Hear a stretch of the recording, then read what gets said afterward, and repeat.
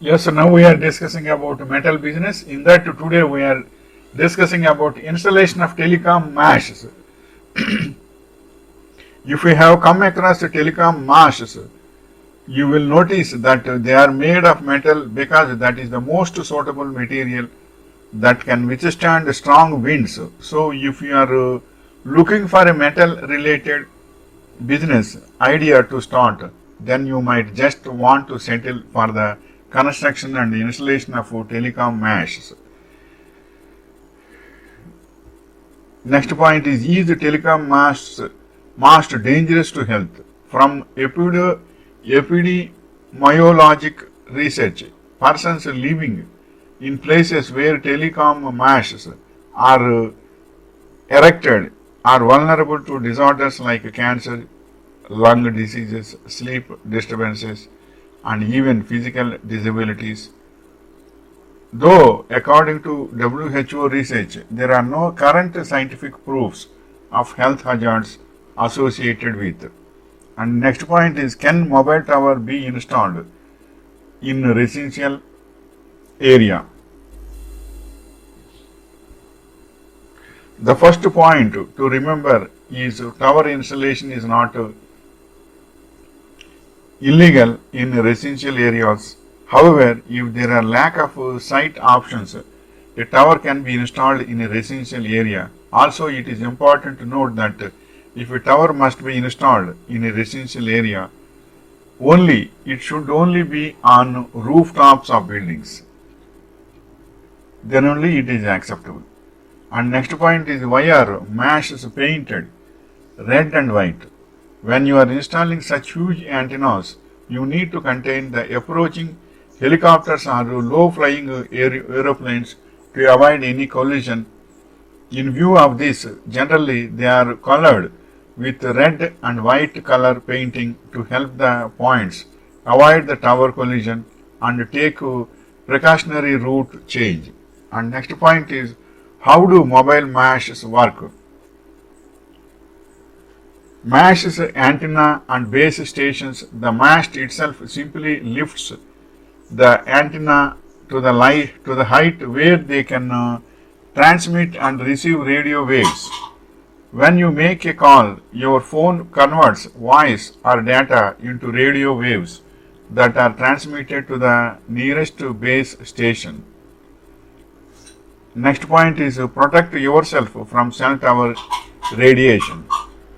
My solutions for lowering your EMF pollution exposure: buy an EMF protection cell phone case. Avoid body contact with your cell phone and computer.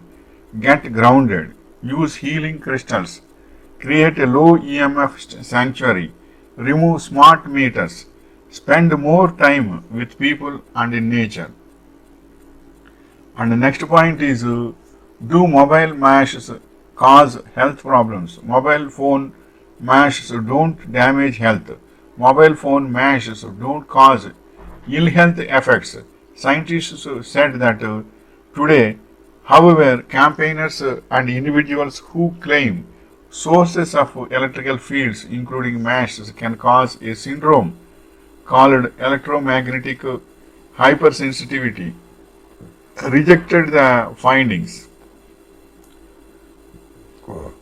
Next point is, how far should a house be from a cell tower? As per DOT guidelines, if a mobile tower has one antenna, it should be installed at a minimum distance of 20 meters from a house. In case of two antennas, minimum distance should be 35 meters. For antennas, it should be 45 meters, and for 6 antennas, the minimum distance should be 55 meters. And next point is, how tall are the red and white towers? Why are towers red and white? If you are under 200 feet, you need not to paint nor light your tower. These are two variations: painted and lit with red lights, or unpainted with strobes. Unpainted towers have white strobe lights that are on 24/7.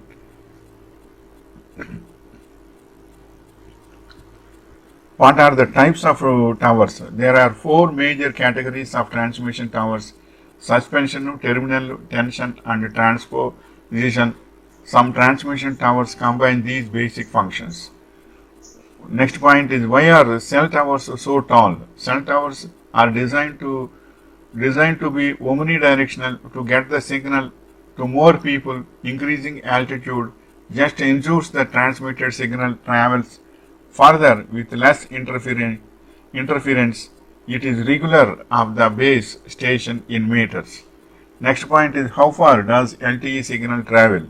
30 kilometers is about 20 miles, but in many cases LTE is officially rated for 100 kilometers or 60 miles at the most. Next point is, what is the range of a 5G tower? 4G wavelengths have a range of about 10 miles. 5G wavelengths have a range of about 1000 feet, not even 2% of the 4G's range. So, it ensures a reliable 5G signal. There needs to be a lot of 5G cell towers and antennas everywhere. Next point is, do mobile phone masts give off radiation? The government insists mobile phone masts pose no threat to the public, but some campaigners believe the radiation for masts could be powerful enough to change the composition of body cells, making them more susceptible to cancer. It was not an excessive level of radiation. Next point is, how many types of telecom towers are there? There are 4 different types of communication towers that can be used to transmit cellular signals. That are many different types of cell towers that can be installed depending on your specific purpose, the most common of which is referred to as a guide tower.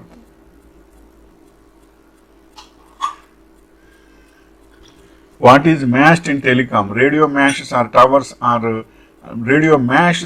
towers are typically tall structures designed to support antennas for telecom and broadcasting, including television. In the case of mast, radiator or radiating tower, the whole mast or tower is itself the transmitting antenna. Next point is, what is meant by tower spotting? This indicates that the total weight of a conductor is taken by the tower at the higher ground level, and the tower at the lower ground level is being pulled up by a force equal to the weight of conductor between the lower support and the lowest point of the conductor sag. Nowadays, telecommunication is must for communication and information. Phones and mobiles are working only with the setting Telecom Masts only. Wishing you all the best. This is the information regarding installation of Telecom Masts.